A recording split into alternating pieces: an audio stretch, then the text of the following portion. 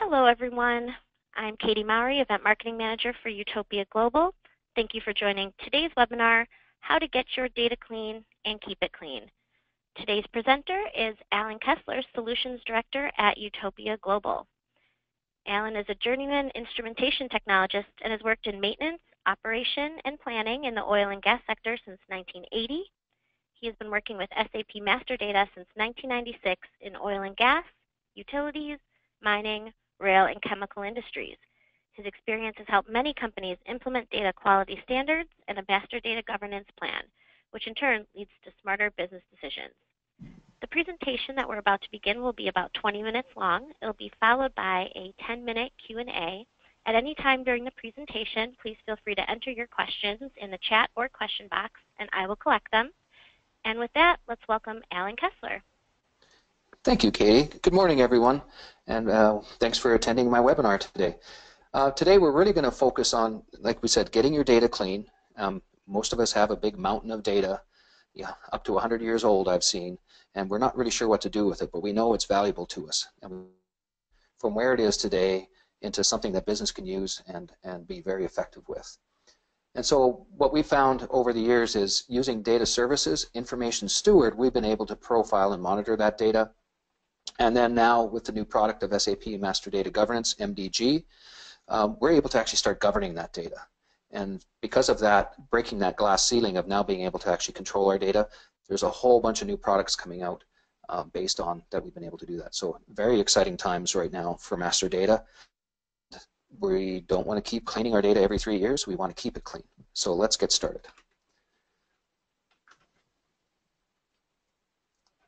Okay, come on. There we are. So Gartner says, why would we want to measure our data? And the facts are, if our data isn't visible to us, we're not sure what that is, what's going on with our data. So we may even know that our data is bad and we're trying new processes. But again, we don't actually know, unless we keep it visible, that what we're doing is actually helping our data get better. So that's a key measure, is to know and keep your visible data for yourselves. Does your data kind of look like this today? I like picking on motors because it could be a material, it could be a bill of material, it could be an equipment record. With free entered text, we end up with this, with manufacturer names and model numbers inside the short text, and we all know how valuable that 40 characters is to our data. And you may have been doing some cleanup exercises, but ultimately you want to get to data that looks like this, where it's standardized, cleansed, everything's abbreviated the same way, and everyone knows how to search for that. So the user experience becomes very, very good for them as they start doing searches on their data. They're able to find all these fields, they know the sequence in which to search for something, and they're able to get their material very quickly. And if we want to talk about materials for just a minute as one example, having the right materials and going to globalized materials is what Master Data allows you to do, is everyone's using one part number for that same material no matter where they are in the world in your company. It's always the same part number. And that's such a good leverage, because now you can actually leverage that with your procurement in purchasing and leveraging that you can get better pricing and delivery on those parts. You can manage parts that if there's a really expensive spare, that you can use that as a global spare and ship it from one country to another when you need it, instead of everyone having $1 million spare sitting on site.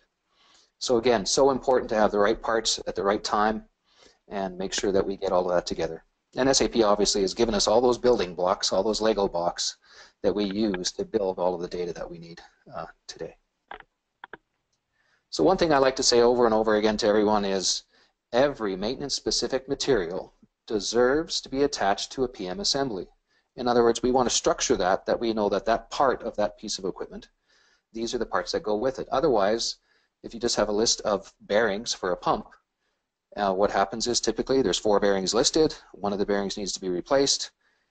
They tell the planner just buy all 4 bearings, they use the one they want, and they stuff the other 3 bearings in their locker along with all the other bearings they've had in the past.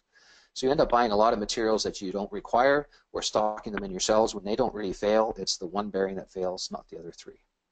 So that allows you to put them into assemblies, and once you have them in an assembly, that deserves to be attached to a structured bill of material. And by that we mean that there's multiple assemblies for your equipment. So if you look at what's on the screen here, you can see those assemblies in this bill of material. you would have a complete pump with the pump underneath it. You would have the wet end of the pump, and there's the materials that belong to it. And then you can see the seal, the frame, and the drive assemblies would be part of that bill of material with all those assemblies attached. And then, of course, all of that has to be attached to an active equipment or a functional location.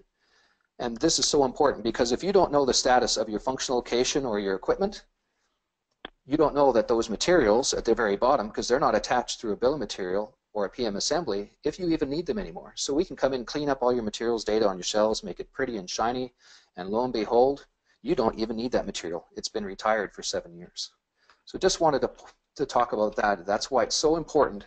I really see bill of materials and PM assemblies as the glue that justifies a material in your warehouse, and that you know when you need it or don't need it because you know the current status of your functional locations and equipments. So where do we start getting your data clean? So here's a framework we're going to go through, and in this framework there's multiple pieces, and you're able to adjust this to meet your needs. But ultimately, maybe 5 years down the road, you want to get to this type of a framework. So the first thing you have to do is identify all your master data sources. Where does your master data live? It may live just in SAP. It might be in other data systems that use Oracle or SQL. You might have linear assets if you're utilities. So you're looking at GIS and looking at the information that you have in there. And of course, we want to get all that put together. And you might have multiple instances of SAP or GIS or other systems. We have some clients who have 10 legacy systems that they want to take those 10 sets of records, merge them all into one SAP master data list. So a lot of work you may want to do depending on where you're at with your company. So now that we've identified the master data sources, we need to know what your business rules are. What standards do you want to apply? You may or may not have standards and guidelines. Or you may just have practices where someone's been doing this for years, they've been entering your master data, and they have an approach that they like to do that they're currently implementing. So we'll get together, and there's several ways we can profile this data, and we of course use SAP Information Steward. Such a powerful tool. SAP Information Steward is able to provide you excellent graphs and reporting and scorecards, so it makes your data very visible when we're doing the profiling on it. There's 3 levels mentioned here on this slide. One level is the DHA, where we have some standard things we look at your data. You give us all your data, we'll profile it against our standard business rules that we believe industry uses and present that data back to you. So that's really for a company that's saying, you know, we really don't think our data is that bad. The DHA usually will find out if their data is as good as you think it is. The next level is the ADLM, and that's the Asset Data Lifecycle Management Assessment that we do, and that's really just discussing your straight up pain points. Here's where our data is causing us pain. We know because we get caught in audits, we have production downtime, we don't have the right materials at the right time, all of those type of things that matter. So we will profile those and just look at specifically the pain points. And that's usually where that is done when business says, yes, we have bad data, but we don't believe it's costing us any money. So that type of a profiling is very powerful that way to get the business started recognizing that that data is actually costing them money at the bottom line. And of course, the third level is the Data Governance Assessment, the DGA, and that's where you're wanting to govern your data. So we will go field by field looking at every aspect of your data that's in scope for you against your standards. If you don't have standards, this is where we end up building them. And we'll decide what's in every field, what you need drop-down lists, what type of data should exist in it, the I before E except after C type of rules. And from that, we're able then to actually profile the data and figure out a cleansing plan. So what do we do when we get to that cleansing plan? Some of this will be automated, obviously. Others will be manual, where you have to go out in the field and physically look at data. So this is where we would extract, transform, and deduplicate your data. And data services is the brain. It is able to look across objects, such as, have I got a bill of material with materials attached that is assigned to an equipment that's been retired? Because that's not a proper retirement of those materials. It leaves you a false sense of demand that you think you still need those parts on some equipment, but the equipment's actually retired. So data services is able to do that type of work for us and provide us a list of records that have failed those rules. We're also able to transform records. So if you've got 8,000 records that say 1, 2, 3, in your criticality field and you're now using a standard of ABC, we would be able to automate that using data services. And also looking at duplication. Do you have duplicate serial numbers? Do you have duplicate materials? Things like that that we can look at. Vendor master, records, whatever that data is that you're thinking about today. So now that we've done that part, you may want to now enrich your data. So you want to get it better. So we call this our 4 C's. So this is the cleanse, classify, consolidate, and create. And by that I mean we're going to cleanse your data. In other words, we have a standard taxonomy like I showed you in that first slide for motors. This is the sequence in which we want our data to show up. Also, we want to standardize. How many different ways do you spell the manufacturer name? We have examples of data where Cooper Cameron was spelled 105 different ways in the data, making it virtually impossible to search and find equipment or materials. So we'll standardize that. We'll also standardize all the abbreviations that you use in those descriptions. So the condenser, COND, might be what you use, but you want to make sure it's not the same as condensate or conductivity abbreviations. So you want to make sure that you have that one-to-one relationship between a word and its abbreviation. And the third part really is that enrichment. And that is going to the web first, finding out all the data that we can today from that digital world that we have,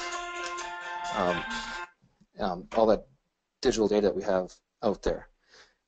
We've got so much more information now on the web with all the metadata that's available to us to bring that in. So that digital core, it's a digital twin of our data now, is available to us from the physical asset to the digital world. So we'll bring all that together to your standards, and now we have data that's been transformed through automation. We now have enriched your data.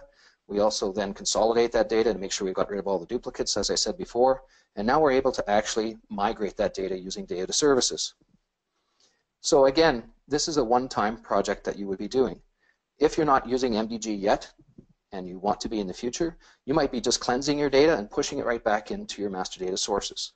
We've been doing that for years, and of course we come back 3 years later, and guess what? We have to cleanse and consolidate all your data all over again. If we put it into MDG, we're now able to actually repurpose those business rules that we have. We've already built these rules to monitor your data and cleanse the data. Some of those rules we will be able to now implement and put into MDG because we know we want to keep our data clean. So let's stop people from putting in data wrong in the first place. So now that we have all the rules inside MDG and all the data in there and all nice and clean and ready to go, we're now able to have our users start accessing that data. And you'll notice in this drawing that MDG is now between the users and the master data sources. That's because they no longer will have access directly to your master data sources. They have to only access MDG where those rules will be applied, and only data that passes all those rules will be allowed to be then replicated to your master data. Those users will also have a new experience. Their flows and roles. So if I'm a journeyman instrument mechanic, I really only need to see make, model, serial number, and the construction type, and some 6 or 8 key fields that matter to me as a mechanic in the field. The problem with SAP today is, if you give me access to change equipment, I have like 83 fields that pop up that I can change, and I don't know what most of them are used for. But now I can do that. I only show me the 6 or 8 fields I need to see, and I only have to change those fields in my role. I have workflows, so now I can't just go in and change something and change it to a new code, and yet that code is still an outdated code. I'm supposed to be using a new standard. That way, I'm able to now use those rules to make sure that I put the right data in, and that the workflow now will go to the next person in the approval chain. So they will have different rules, different sets of fields. When you're a master data specialist, you're going to fill in cost centers and work centers and planning plants. All of that type of data will be entered there. So now that the user's put in all their information and has met all the rules, we're able to have that approved by the final person in your workflow. And again, workflows can be a workflow of one if you're just doing like a vendor master and only one person does that in your company, or it might be up to 12 that we've seen for material masters, where very many people touch a material master before it's allowed to be entered into the system. So now that all the people have done all their hard work, we were able to actually replicate and synchronize that data back to your master data sources. The beauty of MDG and all the SAP tools we've been talking about, they're agnostic of the data source. They don't have to just be SAP. If you have Access Database or Oracle or GIS systems, that's where that information would be put back into and which fields are required and the data is able to be split and moved to where it needs to be. Now, it's very important to know that MDG is very good at not just replicating the data, but synchronizing. So now all of your data sources will all have the same data in them when you need it and in real time. So it doesn't run overnight or anything like that. It's real-time data that happens. So the next part of keeping your data clean is the monitoring and reporting. You're not going to want to put every rule into MDG. You want to put in that top 20% because that's going to the smaller rules, things that you're monitoring to see if they're getting healthier or over time are changing. You're just going to want to monitor those rules. So again, repurposing the MDG rules and the rules that we did from profiling, we're able to now to build those reports with Information Steward and Data Services. But you'll notice this is a two-way arrow. So at Utopia, what we've done is we said, you know what, why copy paste everything back into MDG? We've linked it directly. So now inside MDG, you can see where your data has changed and failed, and you can just select those records and push them through the system and have them go through the proper rules and workflows and get that data corrected to where you need it to be. And of course, the last part of all of this is that people ask is, when it comes to governance, how do we do all of this? How do we keep it in control? So you really need to have a master data governance team and a global team, a team that represents from top to bottom your organization and globally. So you're going to have your stewards, which are the people who use and consume the data. That's what they do with the data. They know when a part's missing in the warehouse, what that does to them, things like that. So you will have the data users and consumers, and on the other side you'll have the business owner, IT, the area directors, the people who know that regulations have changed and they need to change and respond to those requirements of the law, or their company's had an incident and they want to fix their data and not let that happen again. So what does this master data governance team do? Well, first off, they will have to look after your standards and guidelines. So they're going to define all of the taxonomies you're going to use, the type of data that's in each cell from all of those business rules we created and standards over here. They're going to put all that together and make sure that it doesn't change as a flavor of the month. They're actually making those decisions and making them a corporate, global rule and foundation. They're also going to consider things like other tools that are now becoming available that I talked about before, such as EAM Workbench. Some of our clients are saying, hey, we have 370 different ways we have a gas connection attached to a house, and right now there's only 6 we ever want to use going forward. So in EAM Workbench, we're actually able to now make a standard set of data that says you're allowed to pick from one of these 6 house connections, and that's what you're going to install. And all the data, the digital core, is sitting there waiting for you. So you just pull that data in and bring it in as a construction point, say this is the one we want to use. Then when it's built, you're going to add in all the make, model, serial numbers and be able to push that data through, including maintenance plans, right through your system and get it into production and be able to bring that right into replication. So EAM Workbench is a very exciting new tool where if you have any standards that you want to use over and over again, you can do that. We've shown where you can have a Euro fighter jet used to take over a month to build all the function locations, 2,500 locations and 2,000 equipments. Took them a month to build it. We can now build it in less than 15 minutes, the standard hierarchy. And now it's just a matter of putting in all the serialized equipment that they have into that. So we're saving a lot of effort with EAM Workbench. The other thing you want to think about as a master data governance team is your unstructured documents that go with this. So in OpenText, which is an awesome tool, that allows you to structure your data, the documents that go with your data into a standard structure. At the same time, you're creating the equipment records, you're putting the data sheets, the vendor manuals, the maintenance plans all into OpenText, and they're all linked together. So you're able to find those very quickly and easily and keep your documents connected to your assets. And then the last one is an exciting product that's the Asset Intelligence Network from SAP. This is where manufacturers are now saying, you know what, this digital core we have in this new world is awesome for them. They're able to put out and build off the shelf, instead of just buying the pump and getting the vendor manual anymore, you're getting all the digital data. It's digital twin.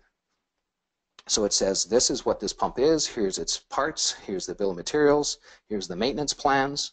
So literally when you buy that pump, you also get that digital data, which you can now feed right into your workbench to build your standards, and then that feeds into your actual data. So this is the framework that I'm saying, you can decide on which you want to implement when, and we'll guide you through all of the steps and what's the best things to do, because a lot of companies worry about, we have an initiative right now, is this the right thing to be doing, so that 3 or 4 years down the road when we want to totally govern our data to this type of a model, did we do the right things and we're not having to redo our work. So Katie, that was the biggest part of the slide deck that I wanted to show at this time. Are there any questions out there? Yeah, so we have a couple email questions. Let's jump right in. So the first one is, does the type or quantity of data require a different process to get it clean and keep it clean? Thank you for that. That's a great question. You'll notice in this slide, I didn't talk specifically about any type of data. So whether it's vendor master data or equipment data or materials, all of your data has to flow through this system. So if you think about a capital project that comes along, you're going to want to have that contractor follow your business rules, apply those business rules, make sure that they've entered all the correct fields for you. You want to make sure that you're getting the most cleansed, standardized, and rich data you possibly can. And then you're going to put that into your system. Imagine now that EPC is able to actually be a user, down in this role as a user, and they're actually feeding the data into MDG so you know it meets all your business rules before it ever gets to your master data specialists. So the type of data certainly doesn't matter. And I would argue that whether it's we're rebuilding an entire company's data, or if it's just one asset that you're doing, that you've discovered, an air compressor, and it isn't in your system, you're going to put it through the same standards. You want to standardize all that data to get it in. So the answer is this process works for all your object types and the quantity of data, whether it's one equipment record or 1 million, you still need to follow these standards. Next question.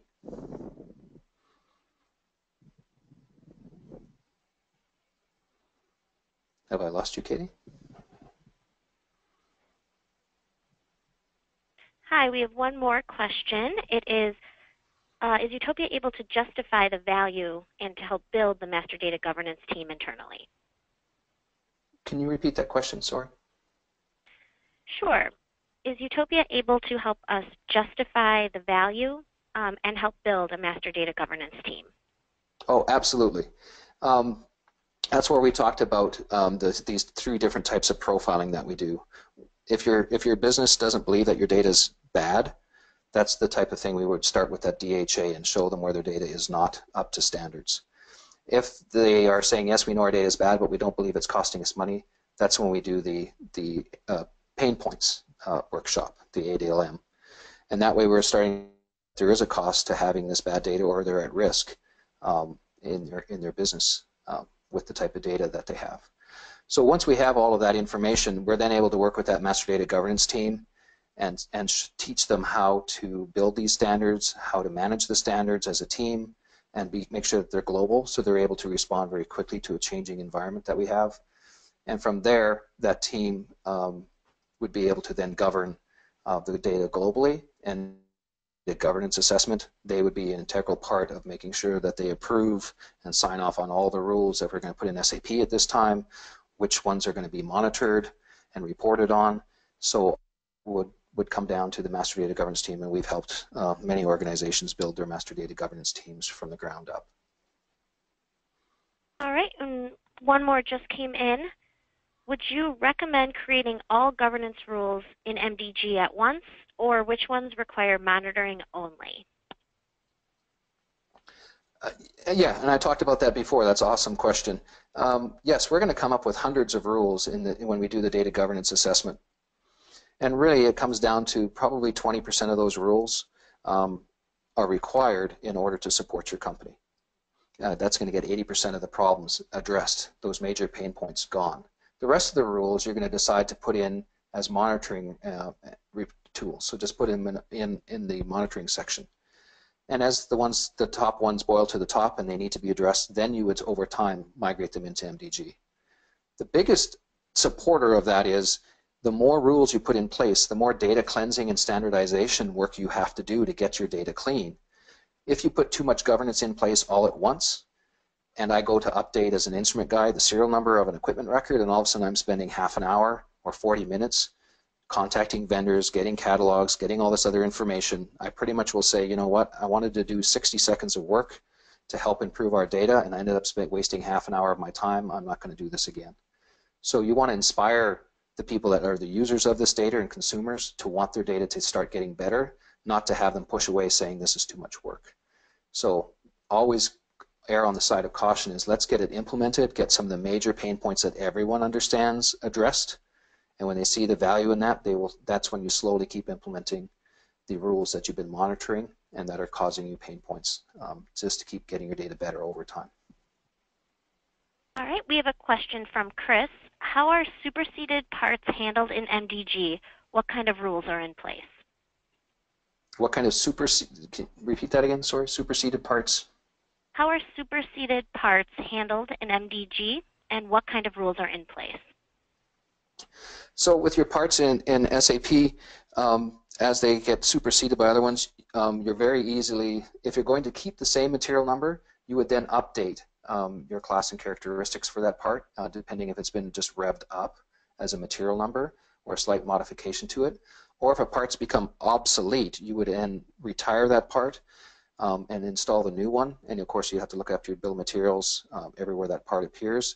But you would also have a field in there that says this is the old part number, the previous part number in the record. So that would be managed in your class and characteristics fields as well. So you would still have full visibility of that. And of course, with S/4HANA, it makes it incredibly easy to find and search for the old part number in those records. And if you need more information on that, feel free to reach out to me. I'd be more than happy to go through this in more detail. Thanks, Chris.